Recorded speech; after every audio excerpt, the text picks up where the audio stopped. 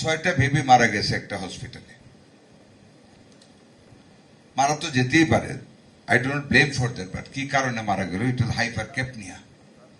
আমি গিয়েছি সেখানে, একটা বদ্ধ ঘর, একটা জানালা নেই, একটা মাত্র দরজা ঢোকার, 7 জন বাচ্চা থাকবে, তার মধ্যে 25 জন, 16 জন থেকে 25 জন মা এবং অ্যাটেন্ডেন্ট। এসিটা বন্ধ করে দিয়েছে 2 ঘন্টা যাবত। এই যে অক্সিজেন ঢুকতেছে না, বদ্ধ ঘর, কার্বন ডাইঅক্সাইড ছাড়তেছে 16-17 জনে। আপনাদের কাছ থেকে শুনেছি 3 মিনিট একটা বেবি বাঁচতে পারে উইদাউট অক্সিজেন, আর 13-14 মিনিট একজন অ্যাডাল্ট লোক বাঁচতে পারে। 6টা বেবি এক লাগারে কান্নাকাটি করতেছে, নার্সকে মায়েরা চিৎকার করে ডাকতেছে, আসে না। ডিউটিতে কোনো ডাক্তার নেই, হয় আছে একটা পোস্ট অপারেটিভ রুম। 6টা নিউবর্ন বেবি, কেউ আসলো না। অনেক পরে একজন নার্স এসে একটা বেবিকে নিয়ে গেল। 10 মিনিট পরে বেবিটাকে নিয়ে আসলো, ভালো। তখনই তো বোঝা উচিত ছিল, আমি যে ডাক্তার না, আমি হইলে বুঝতাম। বদ্ধ ঘর থেকে বেবিটাকে বাইরে আনার পরে কেন সে হাসে, ওইখানে কেন সে কাঁদছে। হাসার পরে আবার বেবিটাকে এই করে নিয়ে আসছে, আর আধা ঘন্টার মধ্যে 6টা বেবি পর পর মারা গেল। এটা কি আল্লাহ এমনি নিয়ে গেছে বলেন? বদ্ধ ঘর, কোন অক্সিজেন ছিল না। তাদের তো উচিত ছিল 6টা বাচ্চাকে নিয়ে যাওয়া, এখান থেকে সরিয়ে ফেলা। যখন একটা বাচ্চা নেওয়ার পরে ভালো হয়ে গেল, বাকি বাচ্চাগুলো তো নিয়ে যাওয়া উচিত ছিল। 6টা বাচ্চা পর পর মারা গেল, and the authority did not visit that room. Can you imagine? From the ownership side, nobody visited the room. They didn't care. আমি ঈদের দিন তো আমি বাড়িতে, আমার লোকজন পাঠালাম, বন্ধ করলাম। বাচ্চাগুলিকে অপারেশন মানে পোস্টমর্টমও করতে পারলাম না মায়েদের হাজারিতে। That was obvious. সেইটাকে আমরা নোটিশ দিয়েছি, আমি নিজে ভিজিট করেছি। আমরা কিল করে ফেলতে পারবো না কাউকে, বাট আমাদেরকে পানিশমেন্ট দেওয়া উচিত না বলেন আপনারা? নাকি ছেড়ে দেবো প্রথমেই? আমরা লাইসেন্সটা বাতিল করেছি। আমি মনে করি I have not done anything wrong.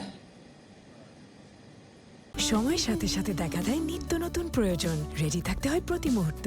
তাই এলো ইনোভার, যেন আপনি লাইফে থাকেন রেডি প্রতিদিন। ইনোভার, ডিজাইনড ফর নাও। 6টা বেবিকে কেয়ারলেসলি রেখে মেরে ফেলবে আর শান্তিতে ঘুমাবে আঙ্গুল দেখে অথরিটিকে? That cannot be. We should come at a point to punish all the people liable for all the bad incidences. দেশটাতে কিছু পরিবর্তন আনতে হবে আমাদের ভিতরেও। যেমন আমরা এবার একটা বাজেট দিয়েছি, this is history given by the honourable prime minister. আমরা কত নতুনত্বের সৃষ্টি করতে যাচ্ছি, ক্রিয়েটিভিটি পার্ক করতে যাচ্ছি আমরা 160 একর জমির উপর পূর্বাঞ্চলে। That is a new venture in the country, সকল সেক্টরের মানুষের জন্য। এই স্বাস্থ্য খাতে 1.02% of the GDP has been allotted this year. This is the history in the budget of Bangladesh.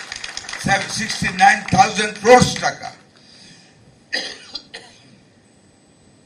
করতে যাচ্ছেন। এবারে প্রত্যেকটা ক্ষেত্রে আমরা কিছু নতুনত্ব আনতে চাই। আমরা দুর্নীতিমুক্ত, শতভাগ দুর্নীতিমুক্ত বাংলাদেশ গড়তে চাই, এবং উইল প্রুফ ইনশাআল্লাহ দিস টাইম যে it is corruption under the leadership of mister Tarique Rahman. আর এই 69,000 কোটি টাকা থেকে আইন তৈরি করে হলে আপনাদেরকে সাহায্য করবো ইনশাআল্লাহ, to create the good doctor. কারণ আমার একটা মমত্ববোধ, আমার একটা দুর্বলতা আছে, আর আই বিলিভ যে এখান থেকে ভালো প্রোডাক্ট তৈরি হবে, ভালো ডাক্তার তৈরি হবে, who carry the ethics of medical science. আমি আমার বক্তব্য দীর্ঘায়িত করতে চাই না। আমাকে এখানে আজকে আমন্ত্রণ দিয়ে আনার জন্য অথরিটিকে অন্তরস্থল থেকে ধন্যবাদ, মোবারকবাদ জানাচ্ছি।